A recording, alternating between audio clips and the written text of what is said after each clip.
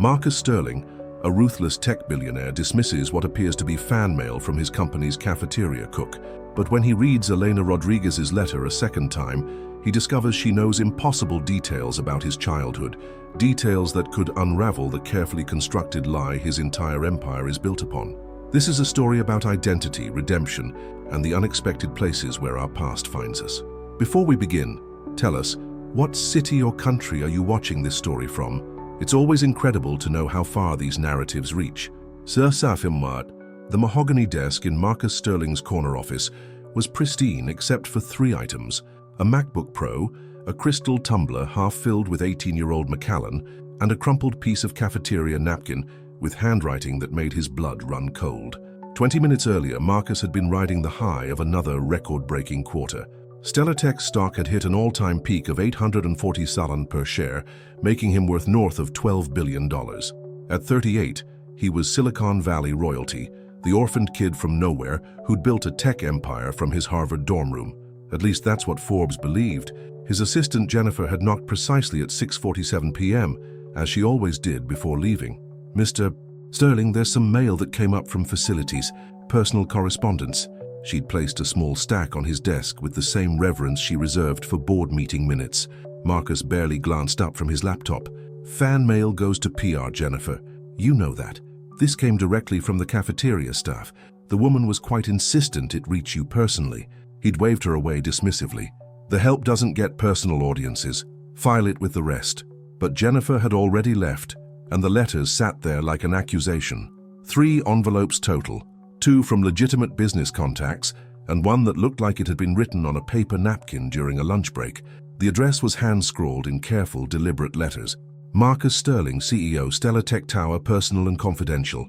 Marcus had opened the business letters first, a partnership proposal from a biotech firm, an invitation to speak at Stanford.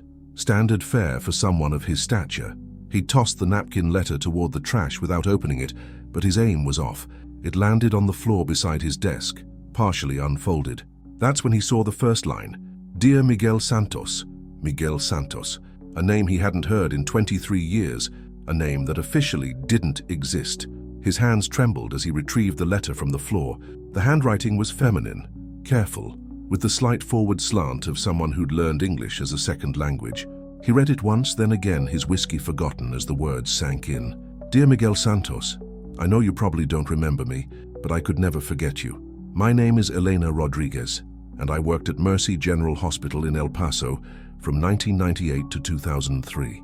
I was a janitor on the pediatric ward, 3rd shift, usually invisible to most people. But I remember a scared little boy who used to sneak into the supply closet on the 4th floor whenever his foster father came to visit. You were maybe 14, 15, always so thin, with those intelligent eyes that seemed too old for your face. You'd sit in that closet for hours sometimes, reading medical textbooks by the light from the hallway. I never said anything because I could see you needed that safe space, but I always left extra sandwiches from the staff cafeteria on the supply cart, hoping you'd find them. I've been following your career for years, Mr. Sterling. Congratulations on all your success, but I saw your interview last month on 60 Minutes where you talked about being an orphan from Boston who never knew his parents. I understand why you might want to forget where you really came from, but some of us remember. I remember because you saved my daughter's life." Marcus's vision blurred. He set the letter down and walked to the floor-to-ceiling windows overlooking downtown San Francisco. The city sparkled below him like a circuit board, but all he could see was a sterile hospital corridor, the smell of disinfectant, and a maintenance cart that always seemed to have an extra peanut butter sandwich. He'd been Miguel Santos then, a ward of the state of Texas, bouncing between foster homes and juvenile facilities. The official record said he'd aged out of the system at 18 and disappeared. Those records were supposed to be sealed. They were supposed to be forgotten. He turned back to the letter, his hands steadier now, but his heart hammering. It was December 15th, 2001. There was a massive pileup on I-10, 18 cars, including the bus my daughter Sophia was on, coming home from her high school debate tournament. They brought in 12 kids that night, most with internal injuries. The ER was chaos. Sophia had internal bleeding, but the trauma surgeons were all tied up with the worst cases. You were there that night. I never knew why. Maybe another foster placement had gone wrong, but you were sitting in that supply closet and you heard the commotion. I saw you sneak into Trauma Bay 3, where Sophia was waiting. You took one look at her vitals on the monitor and ran straight to Dr. Martinez. You told him her blood pressure was dropping too fast, that her symptoms matched a splenic rupture from a textbook you'd read. Dr. E. Martinez almost ignored you. What did some street kid know about medicine? But something in your voice made him look at Sophia again. Really look. You were right. She was bleeding internally, and if they'd waited another 20 minutes for the surgeons to free up, she would have died. Sophia graduated from UT Medical School last spring. She's doing her residency in pediatric surgery at Children's Hospital in Denver. She saves kids' lives now, just like you saved hers. Marcus sank into his chair. Sophia Rodriguez. He remembered her. 16 years old, dark hair, terrified eyes. He'd been hiding in his usual spot when the ambulances started arriving. He'd taught himself to read medical texts because knowledge felt like armor against a world that kept hurting him. When he'd seen her vitals, the pattern recognition was instant. Dropping blood pressure, abdominal pain, mechanism of injury. It was textbook splenic rupture. He'd been so scared approaching Dr. Martinez. Foster kids didn't talk to doctors. Foster kids stayed invisible. But something about Sophia's terrified face had reminded him of himself, and he couldn't stay quiet. The letter continued. I know you've built a new life as Marcus Sterling. I know you probably want to keep that old life buried. But I wanted you to know that Miguel Santos was a hero to us.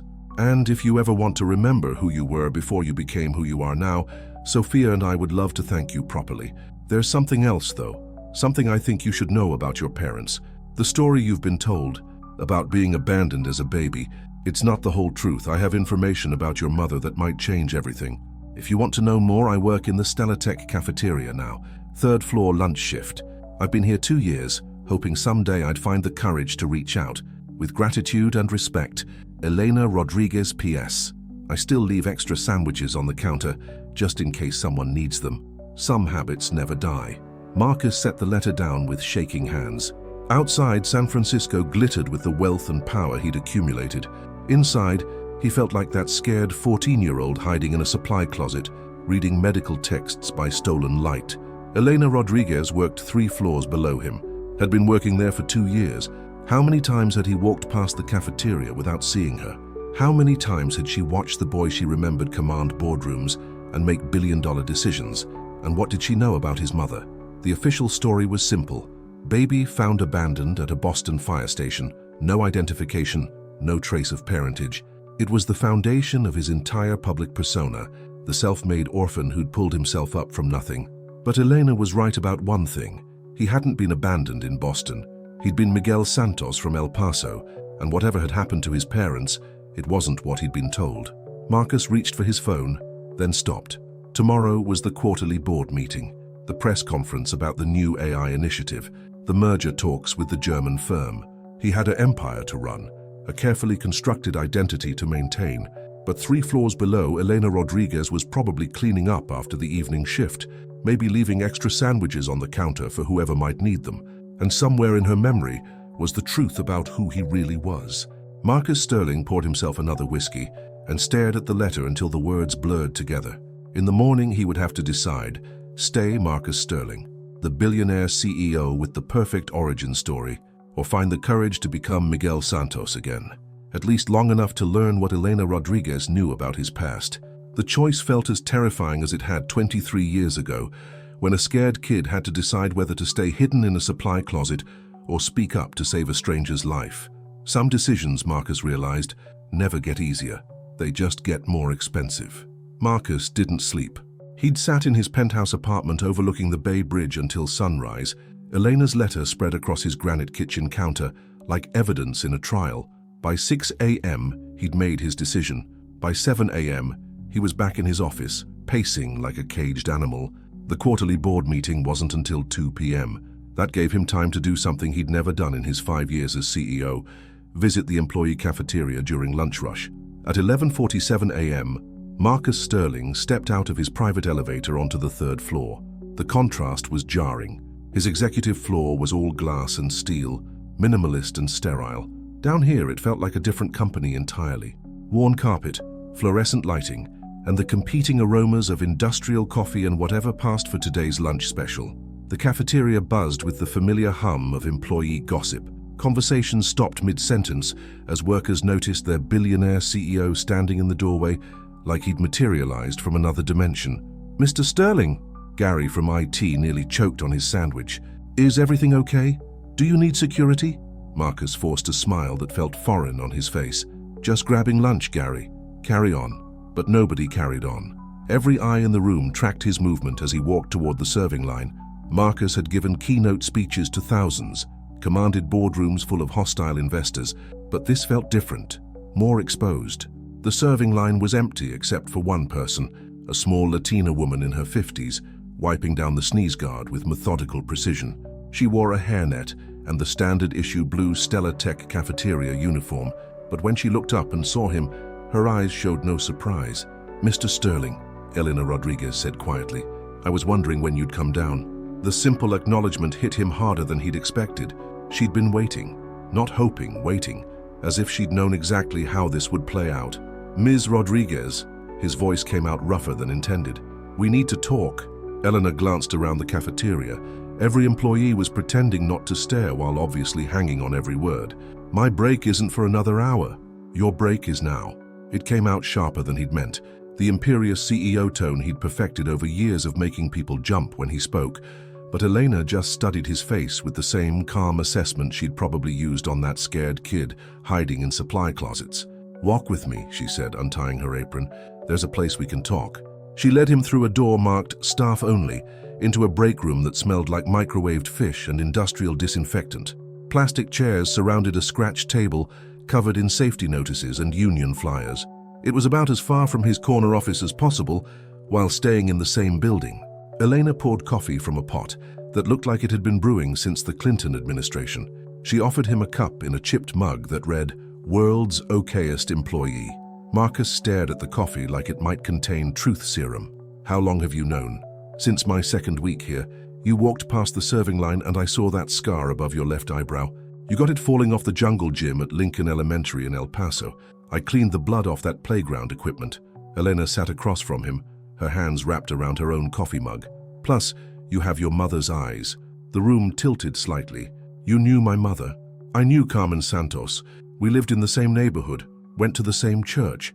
She cleaned houses for rich families in the foothills, worked herself to the bone trying to save money to bring you back." "Bring me back?" Marcus set down his untouched coffee. "What are you talking about?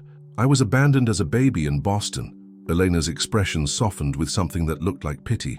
"Miguel, honey, you weren't abandoned. You were taken." The fluorescent light suddenly seemed too bright. Marcus felt like he was back in that supply closet, the world shrinking to a single point of focus. Taken by who? Child Protective Services. There was an incident when you were 12. Your mother was working 3 jobs, sometimes leaving you alone overnight. A neighbor reported her, Mrs. Patterson from next door. She meant well, thought she was helping, but Elena's voice trailed off as she watched Marcus's face. He was remembering now. Fragments, like pieces of a puzzle he'd forced himself to forget. A woman with kind eyes who always smelled like lemon cleaner. A small apartment with religious candles. The sound of Spanish prayers at bedtime. "Carmen fought for 2 years to get you back," Elena continued. "Took parenting classes, got a better job, found a bigger apartment. But the system, once they have you, it's hard to get out. Especially if you're poor and brown and your English isn't perfect." "What happened to her?" The question came out as barely a whisper. "She died in 2003, heart attack at 38. The doctors said it was stress, overwork, but I think it was a broken heart. She never stopped looking for you, Miguel. Even after they moved you out of state, she kept calling, kept writing letters. She saved every penny, thinking someday she'd hire a private investigator." Marcus stood abruptly, the plastic chair scraping against linoleum. His carefully constructed world was cracking, and he could feel the foundation shifting beneath his feet. "Why are you telling me this now?" "Because you have a right to know who you really are. And because..." Eleanor reached into her uniform pocket and pulled out a worn envelope. "She left something for you." The envelope was yellowed with age, addressed in the same careful handwriting he remembered from bedtime prayers. "Miguel Santos, when you come home," written in fading blue ink. Marcus stared at it like it might explode. "She's been dead for 20 years. How do you have this?" "Carmen gave it to me the week before she died. Made me promise that if I ever found you, I'd make sure you got it." I've been carrying it for 21 years, Miguel. Waiting. Through the break room window, Marcus could see the downtown San Francisco skyline, his empire, his kingdom, everything he'd built as Marcus Sterling. But sitting in this grimy break room with a cafeteria worker who'd known him as a child, it all felt like an elaborate costume he'd been wearing for so long, he'd forgotten it wasn't his real skin. "There's more," Elena said gently. "Your mother had family. Your grandmother, your uncle Roberto, they're still in El Paso, still wondering what happened to Carmen's little boy." Family. The word hit him like a physical blow. Marcus Sterling was an orphan, a self-made man with no past and no obligations. But Miguel Santos had people who'd been grieving him for 23 years. His phone buzzed. Jennifer, his assistant. "Board meeting moved up to 1 p.m. Press conference at 3. You need to review the quarterly reports." The real world demanding his attention. Stock prices and merger talks, and the carefully choreographed performance of being Marcus Sterling, tech visionary. But Elena was still holding out that envelope, and her eyes held the same patient kindness he dimly remembered from childhood. The same kindness that had left sandwiches on supply carts for scared kids who needed feeding. "I can't," Marcus said, but his hands were already reaching for the letter. "I have a board meeting. Investors, responsibilities." "Miguel," Elena said softly, "your mother waited 23 years to tell you she loved you. I think your board can wait 20 minutes. Outside, San Francisco hummed with the business of being important. Inside this forgotten break room, a billionaire CEO held his dead mother's last words and tried to remember how to be someone's son. The envelope felt impossibly light in Marcus's hands, as if 21 years of waiting had worn it down to nothing more than hope and heartbreak. His name, his real name, was written in the careful script he was beginning to remember. Carmen Santos had dotted every I with a small heart. "Take your time," Elena said, but her eyes never left his face. She was studying him the way she probably had in those hospital corridors, watching for signs of distress, ready to offer comfort. Marcus's phone buzzed again. The board meeting. The press conference.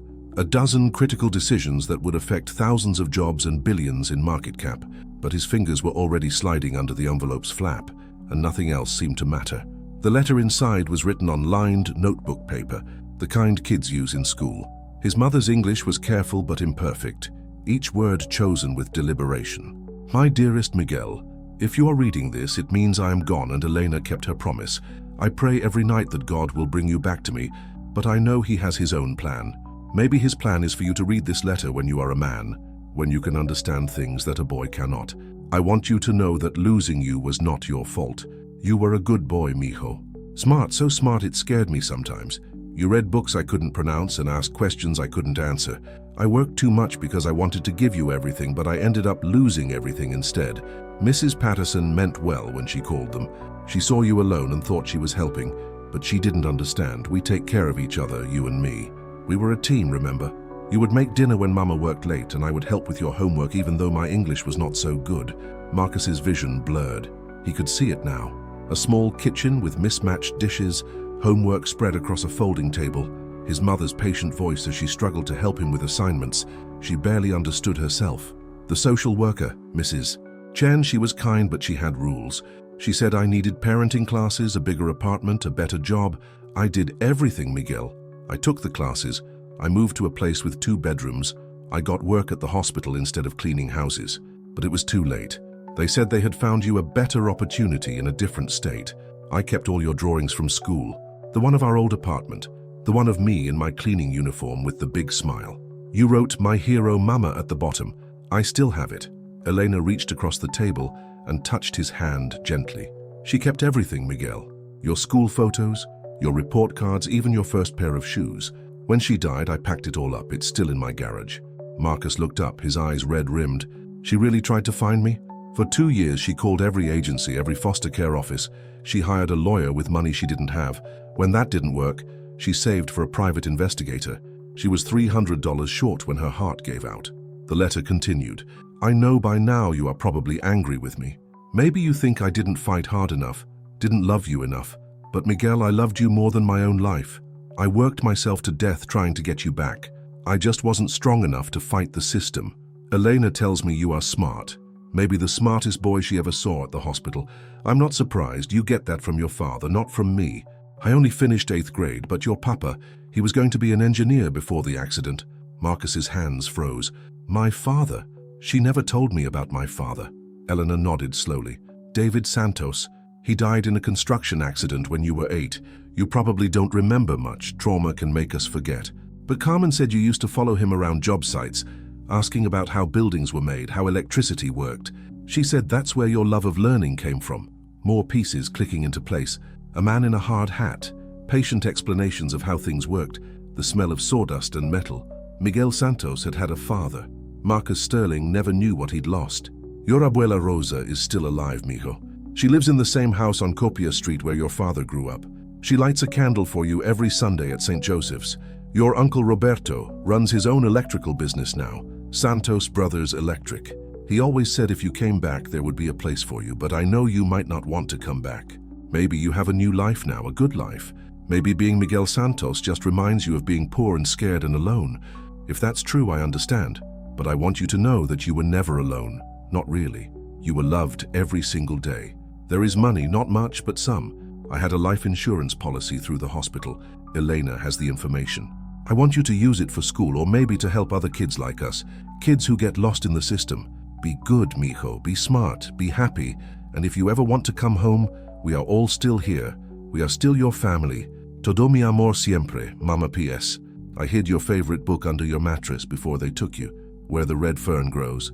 Maybe someday you can read it to your own children and tell them about their abuela who loved you both so much. Marcus set the letter down with shaking hands. The break room was silent, except for the hum of the vending machine and the distant clatter of lunch service. There's more, Elena said quietly. She pulled out her phone and scrolled through photos until she found what she was looking for. This is your grandmother's house last Christmas. The photo showed a small stucco house with a chain-link fence and a carefully tended garden.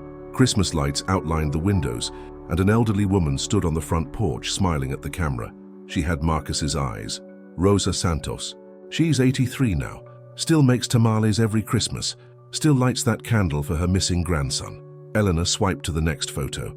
A man in his 40s, wearing an electrician's uniform, standing beside a work truck that read, Santos Brothers Electric. He looked like Marcus might in a few years if Marcus had grown up doing physical labor instead of boardroom negotiations. Uncle Roberto. He never married, never had kids of his own. Carmen used to say he was saving all his fatherly love for when you came home. If this story is touching you in some way, comment and tell us where you're watching from. Every place has its own pain, and sometimes it's incredible to see how we all connect through such human stories. Marcus's phone was buzzing insistently now. The board meeting had started without him. His empire was running on autopilot while he sat in a break room staring at photos of family members who'd been mourning him for over 2 decades. I have to go, he said, but he didn't move. I know, Elena replied. But Miguel, they're not going anywhere. They've waited 23 years. They can wait a little longer. As Marcus finally stood to leave, Elena pressed something into his hand, a small wooden cross worn smooth by years of handling. Your mother's rosary cross. She was holding it when she died. The nurses gave it to me. Marcus closed his fingers around the tiny piece of wood. For the first time in 23 years, Miguel Santos was holding something his mother had touched with love. Now he had to decide what to do about it. In the Stellar Tech boardroom had never felt smaller. 12 of the most powerful executives in Silicon Valley sat around the polished conference table, their faces reflecting various degrees of irritation and concern. Marcus had walked in 43 minutes late, his tie askew, carrying the faint aroma of cafeteria coffee and something else, something that looked suspiciously like he'd been crying. Marcus, where the hell have you been? Richard Blackstone, the board chairman, didn't bother hiding his annoyance. The Goldman team has been waiting for 20 minutes. Marcus took his seat at the head of the table, his mother's rosary cross hidden in his closed fist.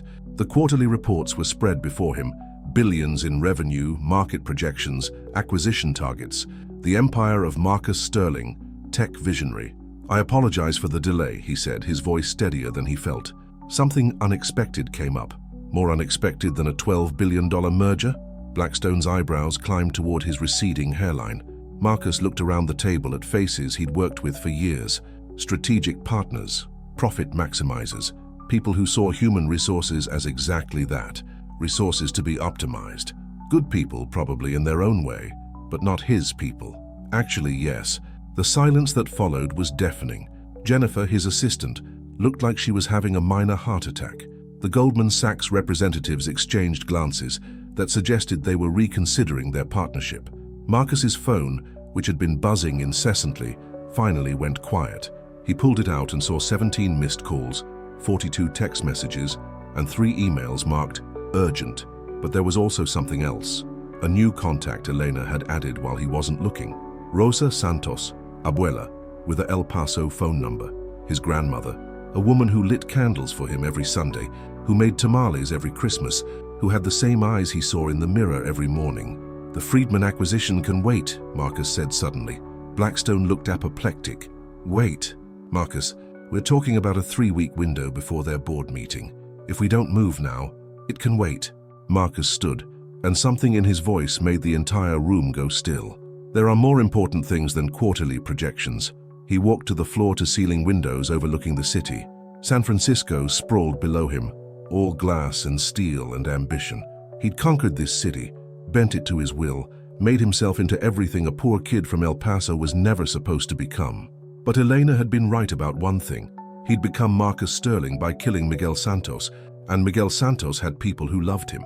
"I need to tell you all something," Marcus said, turning back to face the room. "My name isn't Marcus Sterling." The room erupted, voices overlapping, phones coming out, the legal implications hitting everyone at once. But Marcus raised his hand, and somehow they all went quiet. "My name is Miguel Santos. I was born in El Paso, Texas. I was taken from my family when I was 12 years old and put into foster care. The story about being an orphan from Boston, that was a lie I told to reinvent myself. But I just learned something today that changes everything." He pulled out Elena's letter, his mother's words. "I learned that I was never abandoned. I was loved. I had a mother who worked herself to death trying to get me back. I have a grandmother who lights candles for me every Sunday. I have an uncle who's been saving fatherly love for 23 years. Jennifer looked like she might faint. "Marcus, the SEC implications alone will be handled appropriately," Marcus said. "But first I have a phone call to make." He walked out of the boardroom, leaving 12 of Silicon Valley's most powerful people staring at each other in stunned silence. In the hallway, he dialed the number Eleanor had entered in his phone. It rang 3 times before a voice answered in accented English. "Hello? Abuela?" The word came out broken, barely a whisper. Silence. Then, in Spanish, "Miguel, mijo, is that really you?" And Marcus Sterling, billionaire CEO, tech visionary, self-made man, started crying in the hallway of his own building.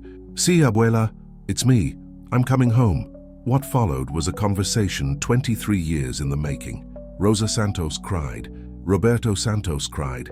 A man Elena said never showed emotion, sobbing on a speakerphone in his electrical shop. They spoke in a mixture of English and Spanish, words tumbling over each other, decades of grief and hope and love pouring through a phone connection between San Francisco and El Paso. "We never stopped believing," his grandmother said. "Your mama, she made us promise never to stop believing." "I know, abuela. I know about mama. I'm so sorry." "Don't be sorry, mijo. Be happy. You're alive, you're successful, you're coming home. Carmen would be so proud." 3 hours later, Marcus was on his private jet to El Paso. He'd left Jennifer to handle the board, the press, the inevitable media frenzy that would follow his revelation. He'd called his lawyers, his PR team, his crisis management specialists. There would be investigations, stock fluctuations, probably lawsuits. But none of that mattered as much as the small wooden cross in his pocket and the address Elena had written on a piece of cafeteria napkin, 1247 Copia Street, El Paso, TX. The flight was short, but it felt like traveling through time. With each mile south, Marcus Sterling grew fainter and Miguel Santos grew stronger. By the time they landed at El Paso International, he felt like that scared kid again, but this time he was scared of something good. The taxi dropped him off in front of a small stucco house with a chain-link fence and a garden full of desert flowers.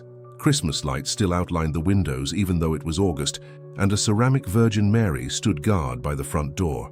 Before he could knock, the door opened. Rosa Santos was smaller than he'd expected, her gray hair pulled back in a neat bun, her eyes, his eyes, bright with tears and disbelief.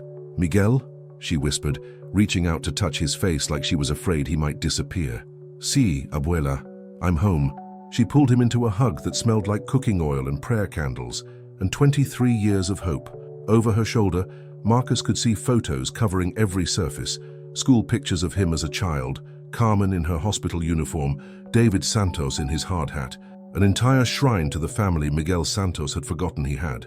"Your mama," Rosa whispered against his chest. "She knew you'd come back. She said you were too smart to stay lost forever."